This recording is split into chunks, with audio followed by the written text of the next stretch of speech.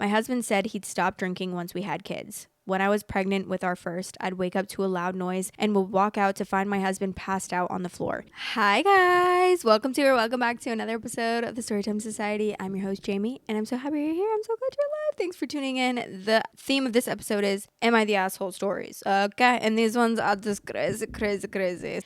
The title of the first story is Am I the Asshole for telling my husband I'll divorce him after finding croutons in our baby's formula?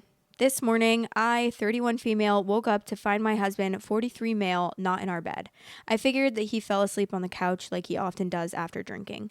I was slightly annoyed because he's responsible for bringing the baby monitor into our room with him since he stays up much later than me. Since he didn't come in our room, the baby monitor never did either, and our 9-month-old is getting over an ear infection and has been waking up crying once a night.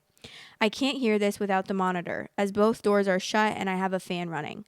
As I was making the baby's bottle this morning, I opened the pantry to find a bag of croutons I made inside the formula with a few croutons loose in the formula and the top to the formula gone. I became instantly furious. For context, before we had our kids, a toddler and the infant, my husband said he'd stop drinking once we had kids. When I was pregnant with our first, I'd wake up to a loud noise and would walk out to find my husband passed out on the floor. Being so intoxicated, he fell asleep on a chair, sitting up and fell onto the floor and still did not wake up.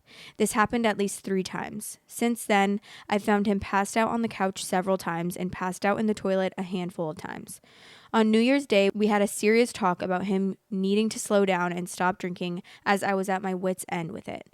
I told him if we had to have this talk again, it would be a much different talk. Since then, I found him on the toilet at least once, and just 6 weeks ago, woke up one morning thinking a homeless person rummaged through our cupboards. There was lettuce all over the kitchen. A cereal bag looked like someone chewed through it to open it and then poured a bowl onto the floor, and I found my raincoat soaking up a random mess in the entryway. I'm not joking when I say I checked the security cameras thinking someone broke in and had a feast while we slept. He tried to blame it on the 2-year-olds, but the folded up cereal box was a dead giveaway. So that brings me to today. He told me he had 2 drinks and didn't know how he ended up in the guest bedroom or why, and thought that it was our bed. But the guest bed didn't even have sheets or pillowcases on it. Then finding the croutons was really just the tipping point. I confronted him and told him what I found and that there's no way he only had 2 drinks and ended up doing this. He's 6'4" and 265 pounds. He swears that's all he had, and I told him that if he doesn't stop drinking, I'm filing for divorce. He went to work and we finally just talked after the kids went to bed. He said I'm overreacting. He doesn't have a problem, and it's not fair to give him an ultimatum. I told him it's my life too, and I don't have to stay in a marriage where I don't like the level of drinking, especially with 2 young boys. I agree I could have waited until tonight to have a better talk, but I think he needs to know how serious I am in order for him to make a change. Otherwise, I'm keeping my word and I will file. So am I the asshole? And this is where I'm saying, like, to vet your partners, because I know, because I've said this and I posted a clip on TikTok and people were like, vetting doesn't work. Okay, I know in some instances that is the case. I know that in some instances someone could be in a perfect relationship and a perfect husband, and you'd think that they would be like the most perfect. I know that happens in some instances. Obviously, there are outliers and exceptions to every single thing in the world, but I can't bring up every single, like, sometimes I'm like, yeah, I know that there are cases where that happens. That's like, what is it called? Survivor's bias or whatever, like where it's like, just because one thing didn't happen to you doesn't mean that it doesn't happen often. I don't know if that makes sense at all, the way that I'm explaining this. And this is like a good example of it, of like saying you knew that he had a drinking problem before you had kids with him, but you still stayed with him even though you didn't see proof of him actually changing his drinking habits. Before you have kids with someone, you need them to make the change before, because they're just making empty promises, especially if someone has an addiction, which clearly he does, and he does have a problem, and he would definitely need to go to rehab because he clearly doesn't even realize it and he hasn't even accepted that he has a problem. But like, this is textbook addiction, 110%. So this is what I'm saying. It's like, this is where you need to vet your partners. And if there's problems before the marriage, having kids isn't going to make those problems better. Having kids is not going to solve those problems. Don't bring kids into the world when you don't know for sure that someone can change their behaviors and that someone can make a good dad, because at this point, this is putting their lives in danger. Imagine if he's so drunk he doesn't remember anything and he only had 2 drinks.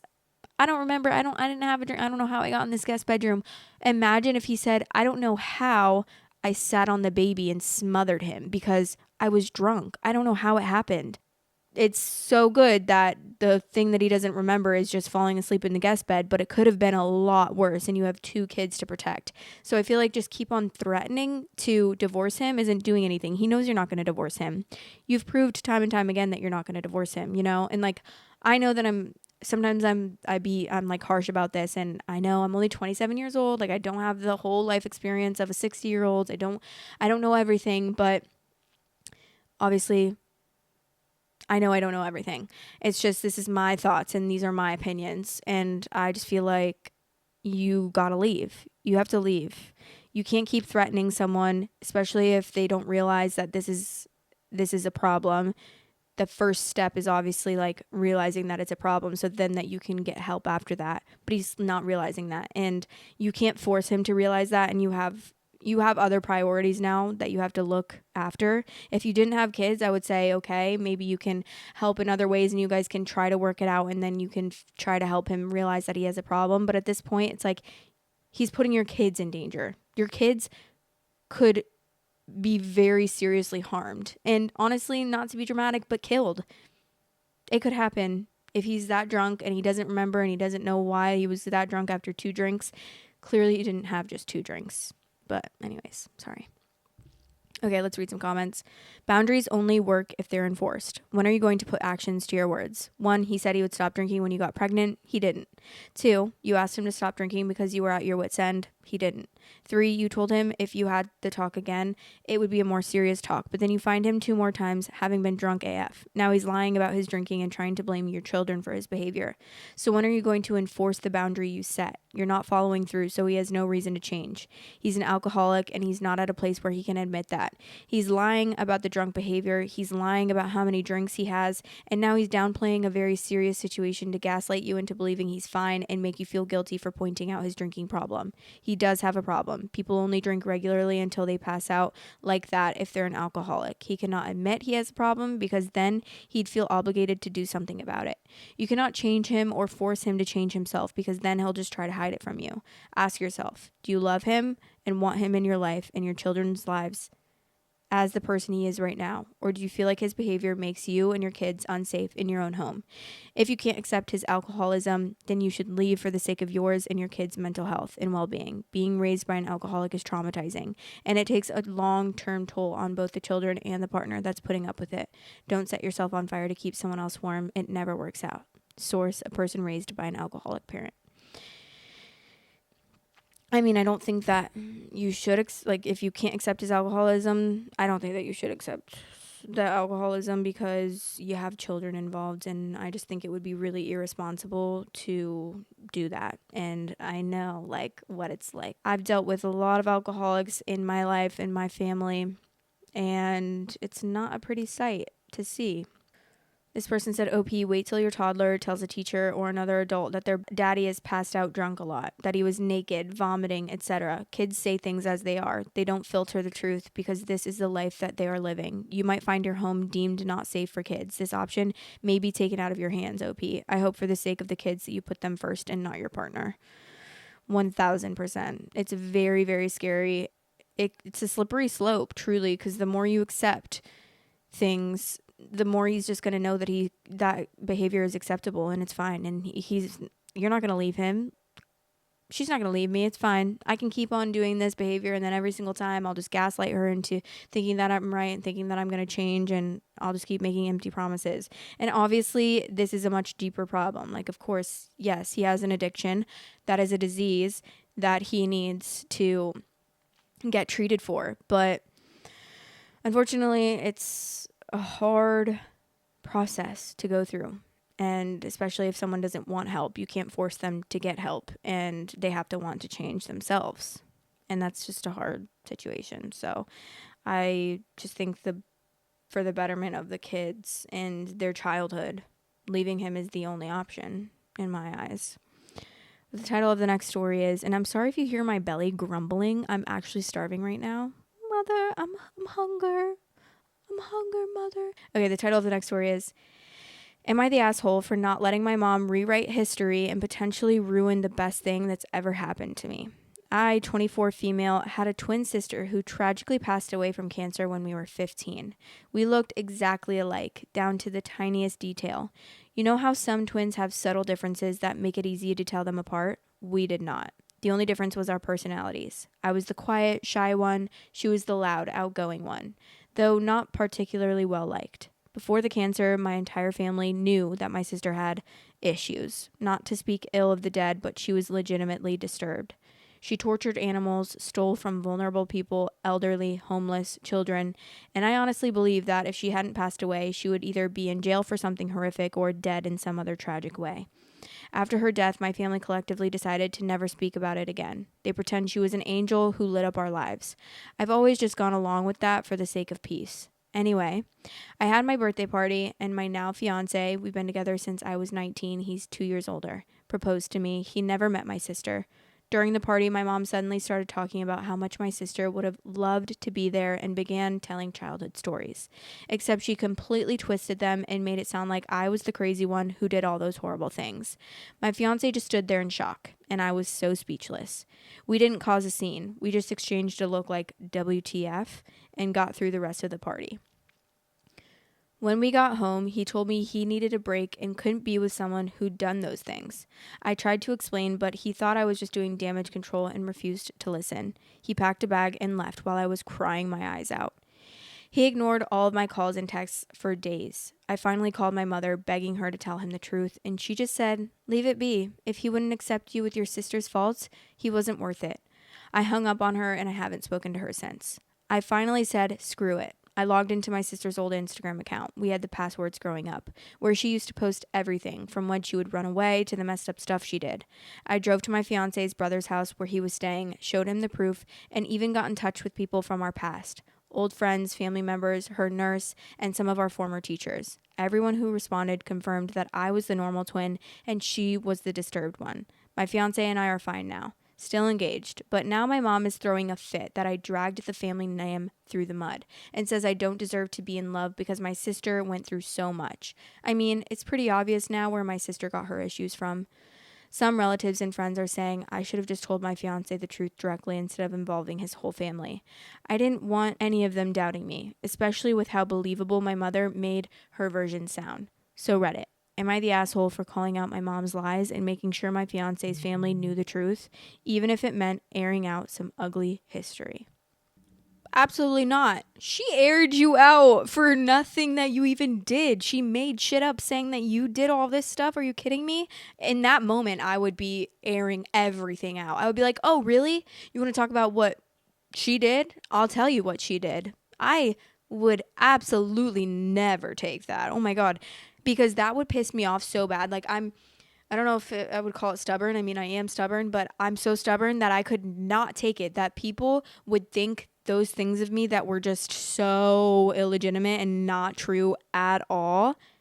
It makes me so mad. Like when I've had rumors spread about me that were just so untrue, it made me want to literally go gather everyone into a big room and me get on stage and say with a microphone loud and clear, that is not true. Like it pisses me off so bad. And I'm sure there's so many not so many, but I'm sure there's multiple rumors of me in my life that like are just so untrue and so false that people still probably believe, which is crazy to me. And that makes me so upset. Like literally I wish that I could be like, beat this information into them. Also, I said I would punch someone in my mother-in-law video, I would punch her. I said like, oh, I would punch her or like something, slam the door in her face and her nose would be broken. And someone commented saying that it was so like unacceptable that I said that. Like, guys, if you don't get my humor, exit out now, because I've definitely said worse than that. And it's actually crazy to me. It's crazy to me that to think that people would actually take that the wrong way and that I would have to explain that it's humor that I'm using. I don't know. Are people just not like funny at all? I mean, I'm not saying that I'm funny or anything. I mean, I've been told that I'm kind of funny sometimes, and I think that I can be funny, but it's crazy to me that people actually take things like that seriously. Like, you think I'm actually being serious? I'm like, oh, I would punch her in the face. I obviously wouldn't punch her in the face. Like, come on, I would want to punch her in the face, sure. They said that if me even wanting to punch her in the face or slam the door in her face would be wrong. I don't even know, guys. It was really funny, but anyways, that's just so off topic. I would want to literally punch someone. Not me just keep on like saying that after being accused. But that would make me so pissed. I would go live on Instagram and tell my truth and post it for the world to see. This is not true about me. I did not have sexual relations with that woman, Monica Lewinsky. Okay, there's an update. Update for the people saying this is AI. I wish, LMAO. English is not my first language. Ormo is. So all the grammatical errors I used AI to fix so I could actually be read properly, but the story is 100% real. And for those saying I should leave my soon-to-be husband, I am not. In the moment, he took my facial reaction in the wrong way, and my silence was also weird and wrong of me. We've spoken since and are fine. To those saying he's a shit person, he's really not. If someone told you your spouse was basically on track to becoming a serial killer, are you going to be like, well, I guess that's fine? No, you're going to react badly. Update 2, I've decided to go low contact with my mom until she shows actual change. My wedding isn't going to be for a while, so I don't have to start uninviting people yet. Those of you who said I should get my dad to help her get therapy, dad's not in the picture, so an aunt had agreed to help. I saw a comment that said, make sure she knows I'm not naming my firstborn child after my sister. Made me laugh because I've been making that really clear since I was about 18. But yeah, that's all. I won't be updating or commenting anymore unless something crazy happens. If you want extra content weekly, head over to patreon.com/storytimesociety and become a member on there for extra content. Love you. I always find it funny how people are so quick to, well, I say that as I'm very quick to jump to conclusions with like stories, but obviously there are so many cases where it's like you tell one story and it's like that person is just assumed to be a terrible person. Like, oh my God, you need to dump him. He's the worst person ever. Like, actually, no, I see where he's coming from and I can understand. Like, that doesn't make him a terrible person because he was scared that maybe his soon-to-be wife was gonna be like a freaking serial killer or did terrible things. Like, I wouldn't want to be married to someone like that either. Also, sorry, but she needs to go no contact with that mom. That mom needs to actually get mega help, and I don't think even any contact with her is going to be beneficial. The top comment says, I don't deserve to be in love because my sister went through so much. That is deeply disturbing, to be honest. I wouldn't trust her anywhere near the wedding or the in-laws. Your mom needs serious therapy. Also makes me think she knew exactly what she was doing. It makes me think sister wasn't disturbed as much as shown no guidance and enabled. Maybe OP needs therapy too. Should she even be in a relationship with this guy, let alone marrying him? He completely 100% believed the mom instead of someone he'd been in a relationship with for 5 years. Wouldn't even hear her out. Okay, yes, he might have been in shock about what he heard, but to totally turn on OP instead of going, what the F was that? Or I need a few days, and the topic of the dead evil twin never came up once in 5 years. He broke up with and cut off OP after the mom's performance. OP basically had to build a frigging court case with evidence and eyewitness testimony, and she's defending his actions. Yeah, therapy. Okay, yeah, she probably does need therapy, but I feel like if you heard all these terrible things that she did, and you would probably think she was more than capable of lying about not doing them, right? Like, you'd be like, oh, so you're like, you actually need help, and you're probably lying, because if you did all those terrible things when you were younger, I can't imagine the type of like things you would do now or things you would say to try to protect that you didn't do those things, right? Like, I don't know, if I heard those things from a mom, I'd be like, oh lordy lord. And maybe he was just, I don't know, I don't think that it's just like so black and white. I think the situation is definitely a lot more nuanced, but obviously you can make assumptions and think like you shouldn't be with them, but Clearly she wants to be with him and she wants to marry him. So there's definitely other steps that they can take to get through it other than like breaking up and not being together anymore, which definitely includes OP going to therapy. Obviously, if she dealt with all of that stuff with her sister, like doing terrible things when she was growing up, she definitely needs therapy just for that alone. And then not only that, but like obviously her mom was deeply disturbed as well and said that she doesn't deserve love because of her sister, because her sister went through so much.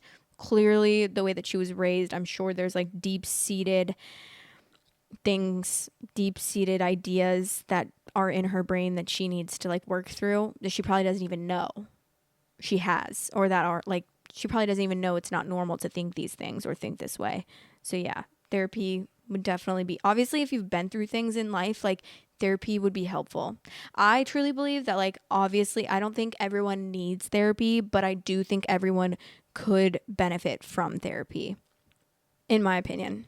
I think that there's no harm in that. Like, even if you just need, even if you've had like quote unquote the most perfect life and the best upbringing with like the most healthy parents, they're like still everyone's gone through something, and that's not to say like you should go to therapy, but if you feel like maybe you want to go to therapy and talk through even the slightest of things, I still think like if you have access to it, you should do it. If that's going to help you and that's going to help your day-to-day life and help you feel better, 100%. Obviously, some people feel like they don't really like therapy or they've never clicked with a therapist or something, and like if you don't need it, then just, that's fine. And if you don't need it or want it, don't go. But like, I don't know. I think everyone could benefit from it, especially learning how to like talk to people in certain ways, if that makes sense. Whatever. Okay. Anyways, next story. The title is, Am I the Asshole for Refusing to Give My Boyfriend Children Because He Won't Marry Me? My boyfriend, 33 male, and I, 31 female, have been dating for 7 years. Early on, we talked about marriage, kids, a house, the whole shebang. I like kids, and I think that I'd be a good mother. I'd like to have children, but I wouldn't be upset if I didn't have any. I'm happy with my life as is, and I could be happy with children as well. My boyfriend has always dreamed of being a dad and recently suggested that we're in the place to start trying for some. I was a little confused by this. I told him early on within the first year that I would never have children with a man that I'm not married to. I feel like children are a much bigger commitment than marriage, so marriage should come first. Additionally, if a man doesn't love me and isn't committed enough to spending the rest of our lives together, I don't see why I wouldn't make the sacrifice of bearing his children. Maybe it's old-fashioned of me. I explained all of this to him once again. He was awkward and said he just doesn't want to get married. He said men get screwed over in divorces all the time, and he just doesn't think marriage is important or a smart choice. I said that's fine. We don't have to get married. I'm happy with our life as is. We just won't be buying a house together or having children together. We can each buy our own house and live in one and rent out the other. If we aren't getting married, I don't want to really entangle our finances in any way. He blew up at me and said I'm punishing him for not waiting to marry him. I said I'm not, just that having children outside of a marriage goes against my personal values. I also told him that since he's super against the idea of marriage, I'm not going to marry him just for a shut up ring, that he only gives me because he wants kids. I want him to actually want to marry me, and if not, that's okay. Children and marriage are off the table for us. If he wants kids now, he needs to leave me and find someone who will have kids for him without expecting any stability in return. And maybe I could find someone who wants to marry me and maybe or maybe not have kids. I said all of this to him. He's been very distressed and emotionally distraught. He has a disease that very much so limits his life expectancy. He has said that if he doesn't have kids ASAP, he probably shouldn't have them at all, because otherwise he wouldn't be able to see them into adulthood. Am I the asshole? Absolutely not. You're being very reasonable. He's being very like hypocritical and completely contradicting, because just as he feels like marriage isn't a thing that he needs in life, you feel like kids aren't really a thing that you need in life. You'd be happy with them, but you're neutral. So if you're not married, you don't see the need in having children. Okay. Clearly you guys have very different like values and definitely would be better apart. You would be much better suited with someone that wants to get married, and then like you guys can decide if you want to have kids, and either way, you know, but he needs to have kids and like isn't gonna get married, but that's something that you want. Okay. Like then no, That's not, I would also feel the same way. Also, like, I don't know, I don't know. I was going to say get a sperm donor, but like he would obviously be the sperm. I don't know. Like maybe have a kid with a friend or something then. Clearly he wants kids, but I'm not just going to give you kids. Yeah, here, let me just give you kids. He says guys get effed over in marriages all the time. Oh, guess who gets effed over in pregnancy? The woman that has to bear and birth your child. I'm pretty sure the ramifications of that and the consequences of that, if it were to go wrong, are a lot worse than you getting effed over in a divorce. Sorry, you're just thinking about yourself at that point, and that's very selfish of you. But no, you guys should probably break up. They're very misaligning values here. And exactly as you said, like you don't want him to just give you a shut up ring, and I wouldn't want that either. You, God forbid, I do not want that. That would be the last thing that I want. Actually, that would be my worst nightmare. Like I do not want anyone to propose to me unless they seriously want to marry me so badly that like as 100% they want to marry me. Because no, I don't want that if it's not like something that we both really want. Because I never want to be, oh my God, because I've been that person in relationships so much. I'm the one the relationship is hanging on by a thread because of me, because I want it to be there. But like the other person is just so uninterested, and it's like really just standing on me, if that makes sense. And I never want to be that type of person again. The type of person that I am now that I've like really grown into is, if you don't want to be in a relationship with me, neither do I, and we can go our separate ways. I'm not going to beg for a relationship. I'm not going to beg for you to love me, and I'm not going to beg for us to be together. I would much rather feel stable by myself and independently than feel like I'm having to beg you and force you to stay with me and plead on my knees and just do every little thing right so that you stay with me and you don't leave me. Like, oh my God, please, you know, like, ew, no. I never want to be that girl again. I've been that girl many a times, and it's not fun. It's not a good feeling. It's actually one of the worst feelings in the world, and I'd much, much rather be independent and single than ever feel that way again. The top comment says, not the asshole. Just because he's sick doesn't mean he's entitled to change someone else's values just to give his life a sense of meaning, especially not through emotional manipulation and trying to guilt trip you into compliance. You even offered him the option to leave and have children with someone else, yet it's clear he just wants kids the most convenient way, i.e. your existing relationship, to immediately satisfy his desire to have kids. Parenting responsibilities or the child's well-being don't actually seem to be his focus. Honestly, even if you were married, it doesn't sound like he'd be much of a father. On top of that, he seems more worried about losing money in a divorce than he is about possibly not seeing his future kids grow up due to his illness. This man is clearly only thinking about himself. Also, I get wanting to have kids. Do you really want your kids? You know that you're not going to live long, and then you're just going to have kids, and then you're going to be like, okay, bye, see ya. I just feel like that's a little irresponsible as well. I'm giving him a ton of side eye for this. He's always dreamed of being a father. Okay, much has he thought, to paraphrase Gardens of Galaxy, about being someone's daddy, because a big reason to be married is that it legally affords certain protections to children. I'm also giving him some side eye about having an illness that will limit his lifespan and wanting children. Having a parent die is a devastating loss for a child. How much will it limit his lifespan? Will the mother of a hypothetical kid be nursing him into death while trying to parent a teenager, or will he only survive until the kid is about 6? Do the kids have to decline normal social interactions because their parent is ill, or does an older kid end up getting parentified because caring for a sick husband while working full-time sucks away all mom's life? Bad luck can happen to anyone, and people can be bereaved, but to blithely, hand wave away the predictable negative consequences for children is shocking, and it doesn't reflect well on this man. While I'm firmly giving this not the asshole, it comes with a lot of compassion because chronic illness is devastating. But this man needs to do a lot of thinking and soul searching, and perhaps OP needs to consider if this is a relationship breaking compatibility issue. Sorry, I was like running out of air in that moment. Yeah, 100% agree with all of that other than blithely, because I don't really know what that means and I don't know how to pronounce it. So disagree. But I wish that I could write like that, honestly. The way that it was very well written. That's really sad. Oh, also this person said, what if we don't know if boyfriend's illness is genetic? That's true.